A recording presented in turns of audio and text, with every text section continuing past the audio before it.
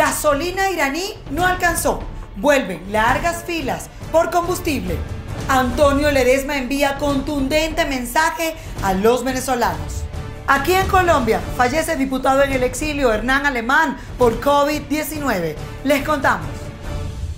¿Qué tal, amigos? Esto es Noticias Impacto Venezuela. Hoy es miércoles 8 de julio del año 2020. A continuación, las informaciones. Y es que vuelven las colas por gasolina. En diferentes estaciones de servicio en el estado Carabobo se observan largas filas de los usuarios para surtir combustible. Nos vamos hasta allá a esta hora para que nuestro compañero Ignacio Yaguare nos cuente el recorrido que ha hecho por diferentes lugares en esta entidad. Ignacio, te escuchamos. Amigos de Impacto Venezuela, hasta ahora el reporte lo hacemos desde el estado Carabobo porque han regresado las largas filas para surtir combustible en diferentes estaciones de servicio de la entidad. Como pueden observar, ya se observan largas filas de usuarios para poder abastecer de combustible, específicamente de gasolina, situación que según autoridades y el mismo Nicolás Maduro había asegurado días atrás había sido resuelto con la llegada de los buques iraníes a territorio venezolano. Sin embargo, nuevamente, luego de más de un mes, se vuelven a observar las largas filas, no solo en esta estación, sino en varias que ya hemos recorrido acá en la entidad carabobeña, largas filas para surtir combustible. Gracias, Ignacio. Nos vamos a Caracas. Y es que avenidas abnegadas y fallas eléctricas en la capital. Así transcurrió la jornada luego de más de 12 horas de precipitaciones registradas en la capital de Venezuela. El reporte lo trae a esta hora Stenif Olivares. Saludos, Carla, desde Caracas. Cuarentena radical, fuertes precipitaciones y continuas fallas eléctricas. Este fue el panorama el día de hoy en la ciudad capital. Recordemos que la falla en el suministro de electricidad ya cumple más de 24 horas, sobre todo en algunos sectores del municipio Libertador y el municipio Baruta de la capital de Venezuela. Lo que ven al fondo es el río Guaire, quien luego de estas lluvias pues creció considerablemente su caudal. Afortunadamente, y según las autoridades de Protección Civil y bomberos de Distrito Capital, no se han presentado ningún tipo de víctimas, más allá de congestionamiento vehicular en algunas zonas por la anegación de estas aguas. Estuvimos haciendo pues recorridos, verificando también cómo están los ciudadanos. Han mermado un poco por esta lluvia que se ha registrado. Sin embargo, sí vimos algunos puntos de comercio, sobre todo de sectores priorizados, tanto de alimento como de farmacia, con presencia de ciudadanos que deben pues surtir sus hogares en este confinamiento. A través de las redes sociales, Carla, nos hicieron llegar cómo se vivió esta precipitación a primeras horas de la mañana. El distribuidor Altamira se vio bastante complicado. Sin embargo, pues ya las autoridades municipales lograron solventar este percance. Con esta información nosotros regresamos contigo a los estudios en Bogotá. Gracias, Stenif. Nos vamos al estado Táchira, y es que Protección Civil de esta entidad se declara en alerta por las lluvias. El organismo advierte que está limitado en su capacidad de maniobra de presentarse alguna emergencia de gran magnitud debido a la falta de recursos. El reporte nos lo trae a esta hora Marine Glot. Protección Civil Táchira se declaró en alerta por las lluvias. El organismo advierte que está limitado en su capacidad de maniobra de presentarse emergencias de magnitud debido a la falta de recursos. Protección Civil Táchira intensificó el monitoreo de zonas vulnerables debido a la llegada de las lluvias. Al momento no ha habido emergencias, pero el organismo emitió alerta amarilla. Recursos no hay a nivel nacional, como lo ha dicho la gobernadora, no han enviado ningún tipo de recursos a la gobernación del estado Táchira desde el 17 de marzo de este año, en el cual la operatividad de Protección Civil sigue aunada, sigue gracias a estos factores de ONG que hacen vida y hacen asociaciones con nosotros para poder mantener nuestras unidades, para poder servirle al pueblo del Táchira. Por otra parte, Protección Civil envió un llamado de alerta a la colectividad por los fenómenos naturales y la pandemia del COVID-19. Las personas que tienen problemas respiratorios, no salir a la calle, mantenerse en su vivienda debido a que este polvo del Sahara afecta a las vías respiratorias. Hacemos un llamado a toda la colectividad del Táchira, desde Protección Civil Táchira, mantenerse en casa, respetar lo que es la cuarentena social. Protección Civil estima que unas 70 ondas intertropicales pisarán territorio nacional durante esta temporada de lluvias. En Táchira, Marine Glot, somos Impacto Venezuela. Nos preguntamos cuánto tiempo le queda en Venezuela a la gasolina iraní. Amigos de Impacto Venezuela, el día de hoy en nuestra mesa de análisis conversamos con Horacio Medina, ingeniero, experto petrolero, ex directivo de PDVSA, y también entiendo que de alguna manera se ha incorporado al equipo de trabajo petrolero del presidente interino Juan Guaidó. ¿Cómo está, ingeniero? ¿Cómo le va?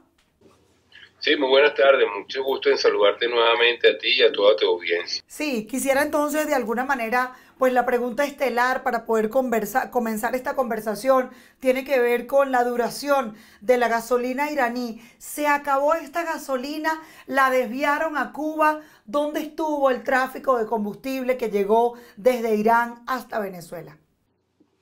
Bueno, la gasolina duró el tiempo que más o menos se había estimado que iba a durar. Realmente era tan solo 1,5 millones de barriles. Eso para suministrar el consumo, para abastecer el consumo nacional, aún en tiempos de confinamiento, en tiempos de pandemia, pues no va mucho más allá de las 3 o 4 semanas que se habían estimado. Si bien es cierto, también pudimos básicamente confirmar un cargamento que fue a Cuba, y no sabemos cuántos de los barriles pudieron haber ido por los caminos verdes en la vía del contrabando, ¿no? Eso es muy difícil de precisar en esta situación. Pero lo que sí es cierto es que ya comienza a notarse nuevamente una escasez creciente en el suministro de gasolina, porque además habían logrado producir unos 15,000 barriles en la refinería de Cardón. No sé si ustedes recuerdan toda aquella historia de los aviones que vinieron de Irán con cargamentos de catalizadores que es para alimentar una planta que se llama la planta de fraccionamiento catalítico, mejor conocida como la catalítica. Eso lleva unos insumos que vinieron desde Irán, lograron arrancarla solamente produciendo 15,000 barriles de gasolina, pero justo ayer hubo un accidente más, un incendio en lo que llamamos una zanja, una trinchera, que están cercanos a la planta catalítica y a la planta de gas, y por supuesto ese calor que generan esas llamas, esa combustión, pues disparó automáticamente el paro de la planta catalítica, y entonces ahora se está nuevamente evaluando para volverla a arrancar. Ahora, esta cantidad de sí, bueno, solo para completar, toda esa cantidad de inconvenientes es producto de lo que por siempre hemos dicho. Ninguna de esas plantas ha recibido mantenimiento preventivo durante los últimos años. No hay ningún indicativo de protocolo de mantenimiento durante los últimos 6 o 7 años. Entonces, obviamente, no podemos saber a ciencia cierta cuál es el estado interno, la situación interna, los daños internos que pueden tener estas plantas, y por eso tampoco pueden ir más arriba de 15,000 barriles, porque comienzan las vibraciones, el recalentamiento, y a cada instante ocurren accidentes de este tipo que son tremendamente usuales, básicamente en la operación de la refinería hoy en día en Venezuela. Fíjese que usted ha dado con un punto neurálgico y tiene que ver precisamente con que estos buques pareciera que también traían estos catalizadores, pero la pregunta a la que viene es si son compatibles la tecnología estadounidense con la iraní o con la rusa. Es decir, ¿sí pudieron poner a producir esta refinería? Bueno, mira, en Irán hay refinerías que construyó la Shell. Básicamente Shell es una compañía que estuvo en Irán por mucho tiempo, y esta refinería de Cardón es una refinería que construyó Shell. Entonces es muy probable que hayan elementos coincidentes, y los catalizadores, bueno, básicamente deben ser los mismos que utilizan las plantas de algunas de las refinerías que construyó Shell en Irán, y por eso pudieron hacer esto. Ahora, lo que hemos dicho repetidas y reiteradamente es que la destrucción que estos regímenes han sometido a la industria petrolera venezolana es de incalculables proporciones.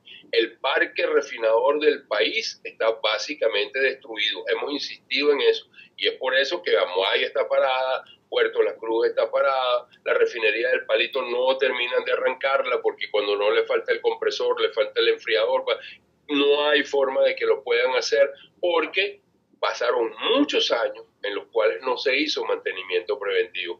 Yo te pongo un ejemplo: las turbinas de los aviones Cada 8.000 horas hay que hacerle mantenimiento. Cada 20.000 horas hay que hacerle otro mantenimiento. Si tú no le haces mantenimiento a la turbina, el día menos pensado los aviones se caen, porque las turbinas fallan porque no le han hecho mantenimiento. Eso es lo que ha pasado en estas plantas y eso no se puede resolver en cuestión de semanas o meses.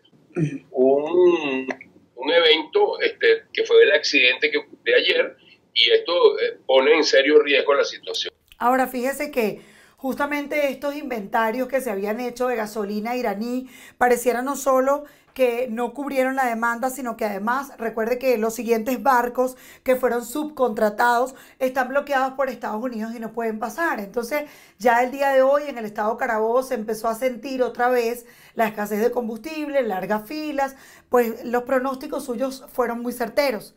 ¿Qué viene en los próximos días para Venezuela?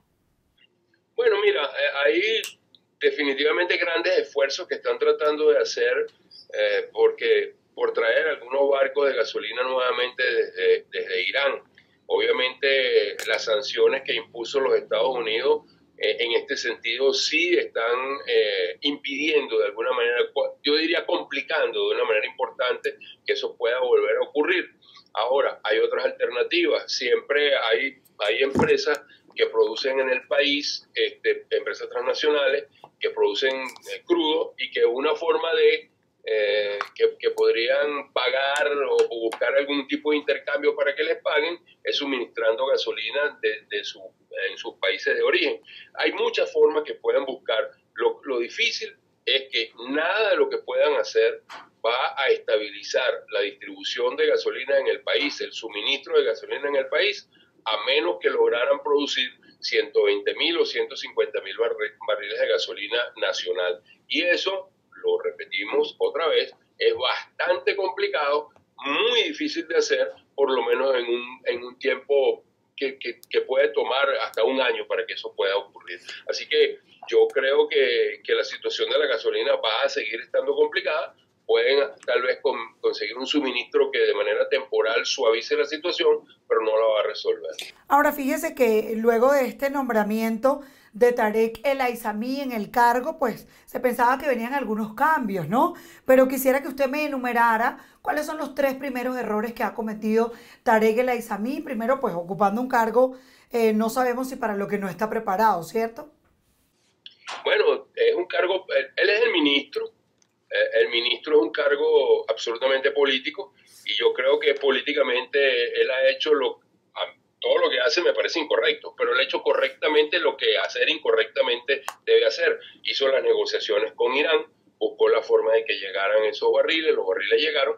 Lo que no se ha hecho es lo que prácticamente es imposible que puedan hacer, es resolver la problemática técnica y operacional, porque son muchos años acumulados de errores tras errores tras errores. Y además, la presidencia de Petróleos de Venezuela, desde hace 22 años, no tiene definitivamente alguien que tenga el cerebro para poder manejar la industria correctamente. Obviamente, ahí está Asdrúbal Chávez, que su credencial mayor para ser presidente de Petróleos de Venezuela en este momento es haber sido primo de Hugo Chávez, y eso definitivamente ya sabemos que no produce gasolina, ¿no? Entonces, ni produce crudo tampoco, porque la producción de crudo va en picada, sigue en picada y no hay forma. Pues lo que te quiero decir es que la situación es muy, muy, muy compleja porque destruyeron la industria de los hidrocarburos en Venezuela. ¿Qué viene ahora entonces si Venezuela se va a quedar sin combustible en medio de una pandemia? Ingeniero, ya usted sabe lo que está pasando con las cifras en Venezuela. No es que digan mentiras, es que no se hace ni siquiera la cantidad de pruebas COVID, pruebas PCR para saber a ciencia cierta cuál es la cifra exacta real de COVID-19 en el país. Entonces, las ambulancias no tienen gasolina, las enfermeras, los médicos, los pacientes. ¿Esta crisis pudiera detonar en qué? Bueno, eso es algo muy, muy complicado, muy complejo para predecir, pero sencillamente lo que te puedo asegurar, yo estoy bastante angustiado como venezolano. Realmente la situación del COVID-19 tiende a complicarse como se ha complicado en muchos otros países. Venezuela no podría o no tendría por qué ser la excepción. Yo creo que el COVID-19 no reconoce que si es revolucionario o no es revolucionario, el COVID-19 es el COVID-19. Entonces, yo creo que la situación en ese sentido, desde el punto de vista de salud, va a complicarse, se está complicando, no tienen capacidad para responder.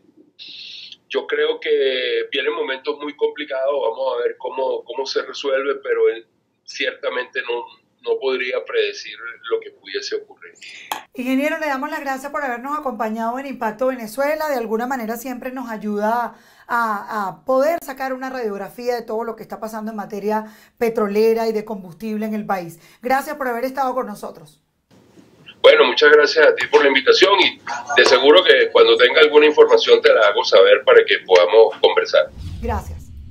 Amigos, conversábamos con Horacio Medina, él es experto petrolero porque además ocupó el cargo de directivo dentro de PDVSA, de esos famosos directivos que Chávez votó con un pito en la boca, haciendo que de alguna manera pues fueran despedidos de la industria petrolera. Las consecuencias las vemos ahora, una empresa que se ha venido abajo y que tiene la producción petrolera prácticamente paralizada. Nos decía Horacio Medina que luego que llegaran estos buques iraníes a territorio venezolano y que de alguna manera pudieran reactivar por muy poco tiempo las refinerías, específicamente la de Cardón, pues solamente se pudo producir 15.000 barriles de petróleo en este tiempo y que, como lo informáramos hace 2 días, se registró una explosión que de alguna manera paralizó esta refinería venezolana. Lo cierto es que ya en diferentes regiones del país se empieza a observar largas filas por falta de combustible, algunas estaciones de servicio donde están limitando la puesta de gasolina en cada uno de los vehículos. Es parte del panorama que a nivel de gasolina y de petróleo pudimos conversar el día de hoy con Horacio Medina. Continuamos con nuestro recorrido informativo y es que la irregularidad para surtir gasolina, entre otros factores, ha generado un descenso en casi 50% en la matanza de ganado, lo cual dificulta la distribución de carne de res en diferentes zonas del oriente venezolano. El reporte nos lo trae a esta hora Jesús Albino. En el caso del sur de Anzoátegui, el presidente de la Comisión de Desarrollo Agropecuario, Omar del Nogal, indicó que durante mayo, en el matadero municipal del Tigre, sacrificaron 542 reses, mientras que en junio apenas 300. Señaló que según los productores agrícolas, la merma se debe a fallas en el suministro de combustible y a inconvenientes en la tramitación de salvoconductos. En vista de que ha bajado la matanza en el municipio, la Cámara Municipal, los concejales, se han abocado a darle solución y respuesta a los productores, apoyándolos con la permisología, salvoconducto y el combustible, gasolina y gasoil, para que sigan arrimando al municipio para sumar a la matanza. En reuniones de la Alcaldía del Tigre con 45 productores agrícolas del sur de Anzoátegui, estos buscan métodos para que continúen arrimando. Además, se evalúa la cadena de producción y la forma como se está distribuyendo la carne en la entidad para prevenir desabastecimiento e incremento en el precio final debido al bajo inventario. Jesús Albino, Somos Impacto, Venezuela. Gracias, Jesús, por tu reporte. Continuamos con más información. Y es que el líder opositor Antonio Ledesma ve con mucha tristeza los últimos informes emitidos por la encuestadora en COVID, donde señalan que Venezuela es el nuevo país más pobre de toda Latinoamérica, por debajo inclusive de Haití. Amigas y amigos de toda Venezuela, les habla Antonio Ledesma. Y créanme que lo hago conmovido, con la mano en el corazón, que Venezuela es el nuevo país más pobre de Latinoamérica, al superar a Haití en sus niveles. Este es el legado de Hugo Chávez y esta es la obra destructiva de Nicolás Maduro. A nivel mundial, Venezuela está solo detrás de Nigeria al hablar de pobreza y desigualdad. Un 96% solo en pobreza de ingresos y un 41% de la población en una situación crónica. El informe tasa la escala de pobreza así: 96% pobreza de ingresos, 54% pobreza reciente, 68% pobreza de consumo y 41% pobreza crónica. El 79.3% de los venezolanos no tiene forma de cubrir la canasta básica de alimentos. ¿Y cómo lo va a cubrir si el salario no pasa de $2? La desnutrición crónica ha sentenciado a muerte a miles de niños. Y todavía Maduro quiere más, o sea, me refiero, quiere hacer más daño. Y todavía hay voceros adentro que dudan de que esta narcotiranía lo que está empeñada es en dejar a Venezuela llena de cadáveres. Y todavía hay factores internacionales que dudan de que es hora ya de impulsar el concepto de responsabilidad de proteger para poder sacar con una fuerza global internacional a este malandraje que está saqueando a Venezuela y matando de hambre a un pueblo que tiene la obligación de luchar por su libertad. No nos vamos a vencer, no nos vamos a rendir. Arriba, corazones, hay que sacar estas mafias. Nos vamos al estado Lara. Un preso fue decapitado al registrarse una riña en la sede del eje de homicidios de la Policía Científica de Barquisimeto, al occidente de Venezuela. Nos vamos hasta allá con nuestro compañero Ramón Vélez. Así es, gracias Carla por el contacto. En efecto, yo me encuentro desde la sede del Cuerpo de Investigaciones Científicas Penales y Criminalísticas en la ciudad de Barquisimeto. De acuerdo a información extraoficial, la madrugada del martes se llevó a cabo un motín entre los privados de libertad que se encuentran acá en este lugar.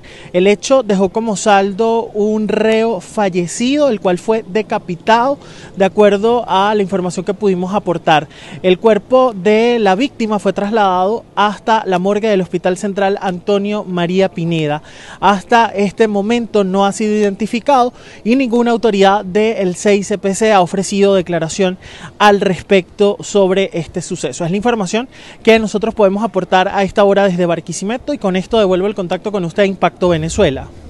Gracias, Ramón. Nos vamos al estado Vargas, y es que el juicio del líder del Tupamaru, José Pinto, fue radicado en Caracas tras una solicitud del Ministerio Público por considerarlo como un hecho de conmoción nacional. El reporte con Ami Torres. Sí, gracias Carla, el contacto lo establecemos desde el estado Vargas, y es que el juicio que se le sigue al líder Tupamaru, José Pinto, por el homicidio del adolescente George Soto Berroterán y de las lesiones sufridas por Juan Romero fue radicado de Vargas al Circuito Judicial Penal del área metropolitana de Caracas. Así lo pudimos conocer de fuentes fidedignas del Circuito Judicial Penal en Macuto. La sentencia se corresponde con la número 48, emanada de la Sala de Casación Penal del Tribunal Supremo de Justicia, que fue publicada el pasado 3 de julio. Esta es la información que le podemos ofrecer desde Vargas, y con ella devolvemos el pase a los estudios. Gracias, Ami. Venimos a Colombia, y es que a causa del COVID-19 falleció acá el diputado venezolano Hernán Alemán. Este congresista por el estado Zulia se encontraba exiliado luego de que el régimen de Nicolás Maduro lo despojara de su inmunidad parlamentaria. Alemán anunció el pasado 29 de junio desde acá, desde Bogotá, que había dado positivo para el coronavirus. Los artistas colombianos encabezan las postulaciones de 128 posibles para los premios Juventud, los cuales tendrán una gala inédita debido a la pandemia el próximo 13 de agosto. De esta manera ponemos punto final a nuestro recorrido informativo, no sin antes invitarles a que se suscriban a nuestro canal de YouTube Impacto Venezuela. Recuerde darle clic a la campanita para que reciba todas nuestras notificaciones. Yo soy Carla Salcedo Flores. Gracias por habernos acompañado.